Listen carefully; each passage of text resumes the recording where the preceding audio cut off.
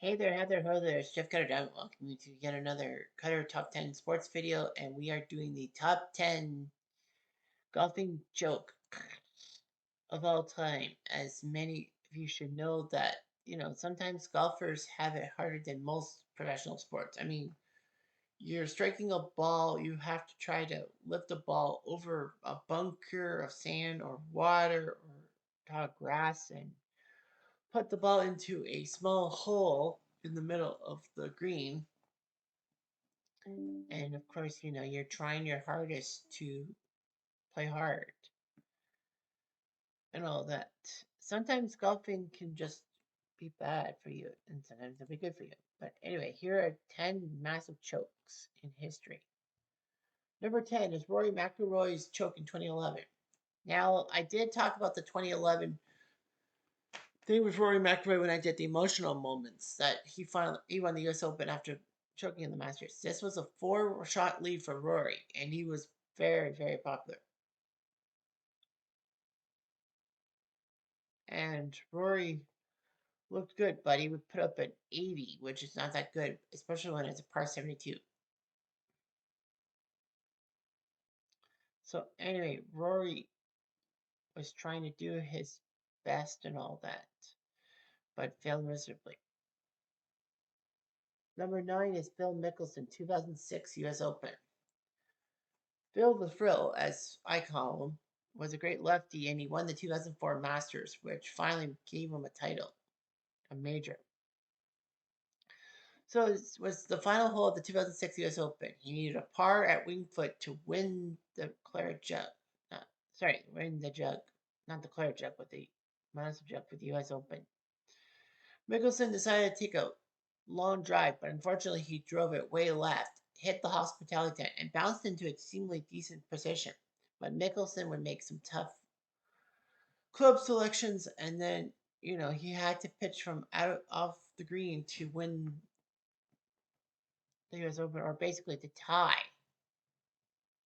But he couldn't. He made a terrible shot, and Jeff Ogilvy, the Aussie, ended up winning the title, and Mickelson had to eat crow. He did call himself an idiot at the press conference. Number 8 is Doug Sanders, 1970. Doug Sanders was trying to make things happen as an American golfer playing the British Open, or the Open as everyone calls it, but I call it the British Open. Because, you have the US Open, you have a few other Opens to worry about. Anyhow, Doug Sanders was playing great, and then he had a 3-foot putt on the final hole at St. Andrews to take home the Claret Jug. If you see the highlights of his putt in 1970, you notice that Doug Sanders' knees were kind of knocking and all that. He stood over the shot in his purple shirt and missed the shot, which meant that he had to go to a playoff with Jack Nicklaus, and it's Jack freaking Nicklaus. Number 7 is Adam Scott, 2012 British Open. When I talked about Adam Scott winning the Masters 2013, becoming the first Aussie to do so, and it was emotional? Well, yep. It was emotional, especially and I mentioned the British Open and all that. And Scott actually had a 4-shot lead with 4 holes to go at Royal Latham. All he had to do was play conservatively. And he did, a little too conservatively. A couple of holes he hit bunkers and he made terrible putts. Well, I mean, he had that croquet style putter that was too long for his own good. And Adam Scott kept botching it. He would squander that 4-shot lead, and Ernie Els would end up winning the British Open. So that's a moment of pure history. Number 6 on the list is Tom Watson, 2009 British Open. It shouldn't really be that high of a choke, if you will. I mean, Tom Watson was 59 at the 2009 Open at Turnberry, where he won a famous British Open in 1977. Watson was looking for his 4th title at this major, and at age 59, it looked like he was at the end of his rope. I mean, you decline by the age of 50. So anyway, Watson needed just a par to win. Unfortunately, he had a bad approach shot. He missed his par putt, he had to settle for bogey.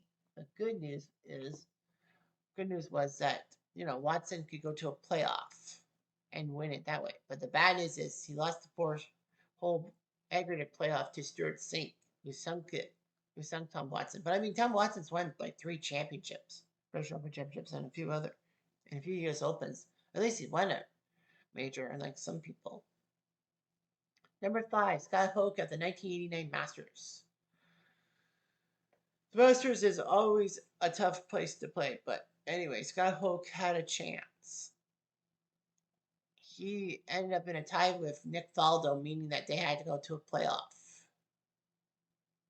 and all that. Unlike the British Open, it was not aggregate, it was just like shot for shot. Scott Hoke had a 2-foot putt in the first playoff hole, and seemingly all he had to do was tap it in. He would beat Nick Faldo and become an unlikely Masters champion, kind of like Larry Mize in 1987. But somehow, in some way, he missed that 2-footer and had to go back to the playoff. Another hole later, Nick Faldo from way outside range made that great putt, winning the green jacket. He would win the 1990 Masters too, to go back to back. But yeah, Scott Hoke botched it. He sure did. Number 4 is Arnie Palmer at the 1966 US Open. Going way back, we find this one, as Palmer had a 7-shot lead with 9 to play, meaning that, it was almost impossible to catch him. And of course, Arnold Palmer is a legend in the 1960s. Unfortunately, down the stretch, he made terrible putts and bad approach shots. And Billy Casper actually had to make a massive rally to tie Palmer. Palmer did go to the playoff, which is at least a chance to come back. But unfortunately, Casper beat him in an 18-hole playoff, because the US Open at the time had an 18-hole playoff the next day. He couldn't handle it. Number 3 is Jordan Spieth at the 2016 Masters. Spieth was the defending champion. He was trying to go back to back. Not too many golfers did that. I think like 7. You love me. Spieth had a 5-stroke lead headed to the back 9. All he had to do was play strong, conservative golf, and he safest houses. However, he would have a famous quadruple bogey on the 12th hole, where there were a couple of balls into the water, and everyone was just like gasping. So that's what happened. Spieth unfortunately had his round around, and young Englishman Danny Willett, he willed it to winning the Masters, and it was like, what the heck is going on? At least he's not the worst. Number 2 is Greg Norman at the 96 Masters. This is the worst Masters choke in history. Norman had a 6-stroke lead headed to the final round, and, the Great White Shark looked good. Unfortunately, Norman did have what they call the Saturday Slam in 1986, 10 years prior. The Saturday Slam is that he led after 54 holes or 3 rounds. Of course, Saturday is the 3rd round of all 4 majors, but he could only capitalize on 1. At least he won the British Open, but the other 3 he bobbled it, and all that. Norman had a chance to win the 87 Masters, but lost to Larry Mize's Cinderella chip shot. Words do not do justice to the greatness of that shot.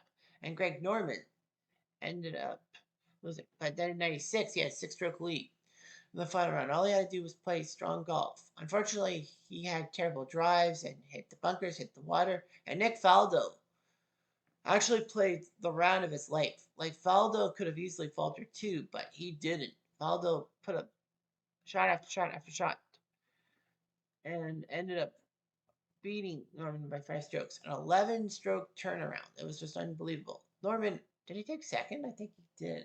I don't remember. But yeah, Greg Norman, poor guy. He deserved better. And number 1 for golfing choke, I think a lot of people would kind of figure. It would be Jean Van de Velde at the British Open 1999. Carnoustie in Scotland was hosting it. Van de Velde was up by 2 strokes. 3 strokes, sorry.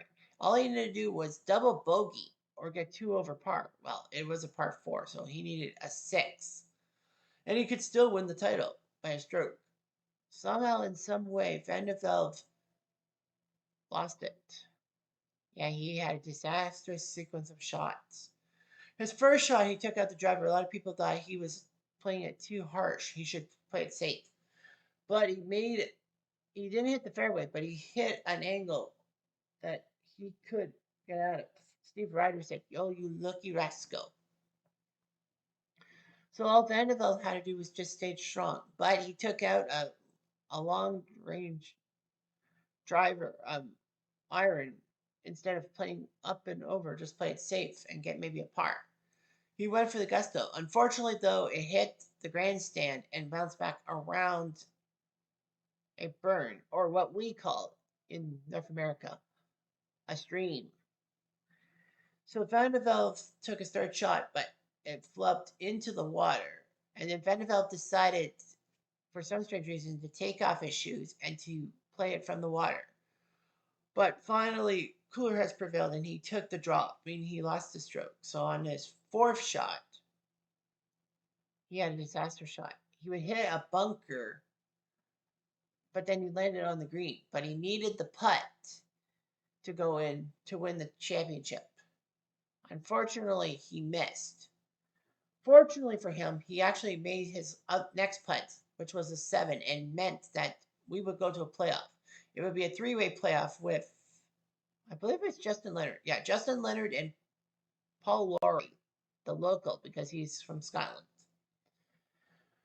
But Vanderbilt botched it at the aggregate playoff, and Paul Lawrie, of all freaking people, won the British Open. It was like unreal that he would do it, but he did it. Paul Lawrie came from 10 strokes back to go to the playoff and win the title. That's just unbelievable.